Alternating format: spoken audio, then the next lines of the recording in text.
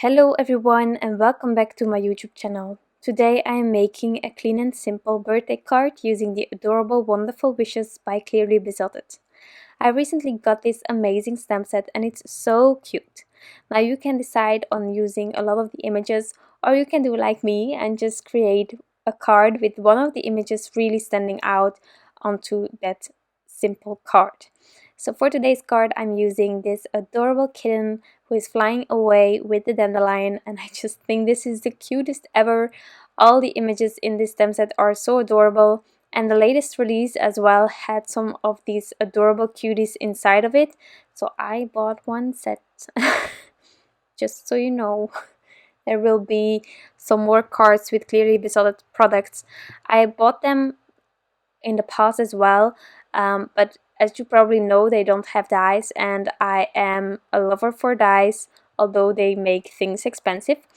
They just cut everything out so beautifully, and that's something that kept me from buying Clearly Besotted.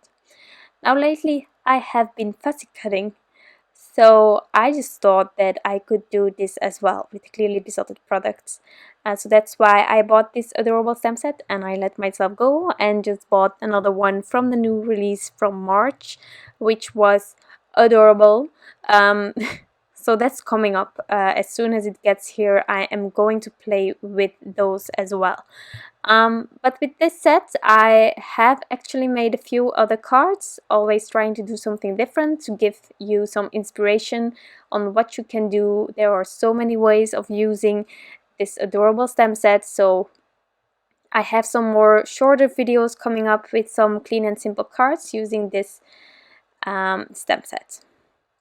So you see me coloring here, and I have had this before, but my two darkest markers went again a bit syrupy, and it actually affected the blend of my lighter markers, and it also ruined my lighter markers. Yes, I have been able to solve it in the past by just using some colorless blender and making sure to get that syrupy feel gone off the tip of my marker, but this time it didn't work out, and well, I just ruined the rest of my markers as well. I'm going to avoid that in the future. I just purchased new markers. Unfortunately, it's an expense, but I just couldn't fix it anymore, and I was really fed up. This was the third time that I tried to color this kitten, but my dark brown markers were just giving up on me each time, again and again. So I just decided on this third go to use my pencils to help me with covering the spots where the blending just didn't want to work out. So I used my Polychromos pencils 280 and 182.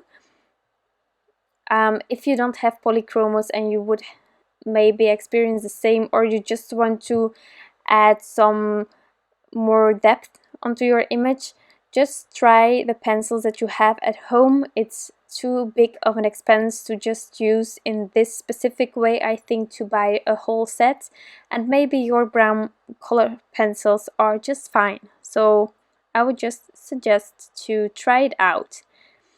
Now here on the dandelion you can barely see it, but there is color on it. I tried some pastel, blue, violet, blues and greens.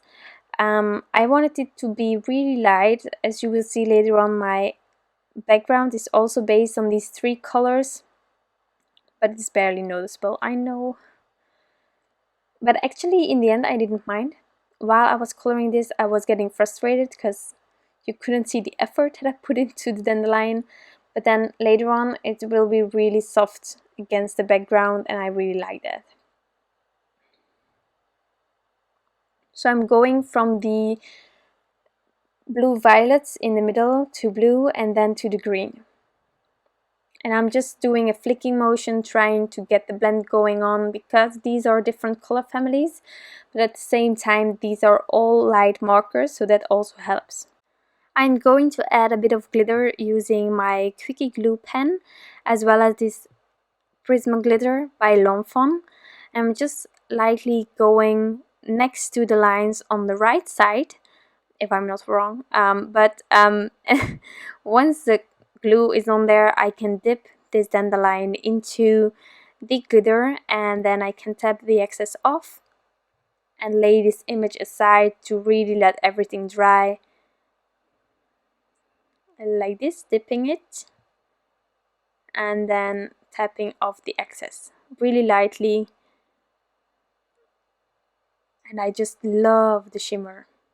So I've cut out this panel. This is the Card Front Element Builder 2 by SugarPea Designs that I used, and you have this adorable detail on the edge. These are all dots that are on the edge, and I just love it.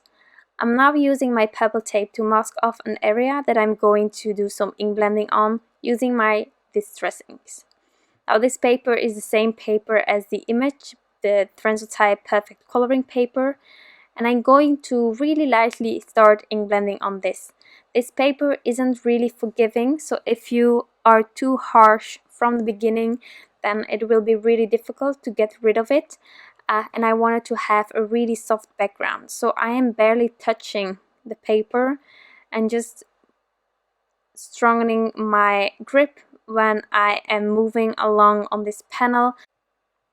So I wanted to use some pastel colors, so I asked my crafty friend Julia if she had some sort of a pastel rainbow color combination, and this was one side of the rainbow, and I really like the color combination, so I think that I will use it more often, or at least I will try it. But I do love pastels. It's so soft, but at the same time you have all those colors there, and I just love it. Well, she gave me the full rainbow that she would use, and I have written it down on paper, so I am trying to get another card ready for you with the other side of the rainbow, and then of course I should combine them all and just make a rainbow card. Those are all future plans as soon as I have some time for that. But I just love this. I don't use shaded lilac a lot, but I really should. As well as in combination with the Tumbled gloss, I think it works so fine. I think it's just perfect. So I'm removing now the purple tape, making sure that I'm not ripping this paper. So just go slow. And once that's removed, I have to figure out the sentiment as well as maybe some details on the background. Now for the sentiment, I had a sentiment strip on the side, and that one is from the Transotype, and I white heat embossed it onto black cardstock in one of my previous videos. I'm going to use that one, but before I'm adding anything onto this card, I decided that I wanted to have a bit of glitter on the back as well. So I'm using again that Quickie Glue Pen, and I'm just adding a few dots, a few thicker ones, a few thinner ones onto this ink blended piece, and then I will add the glitter again just to have everything matching with each other, and at the same time having a bit of details onto this small blended area. I'm making sure that I'm tapping off the excess, and once I'm happy I can continue with this card. So I'm going to add everything with some thin foam squares. With everything I mean the image as well as the sentiment strip.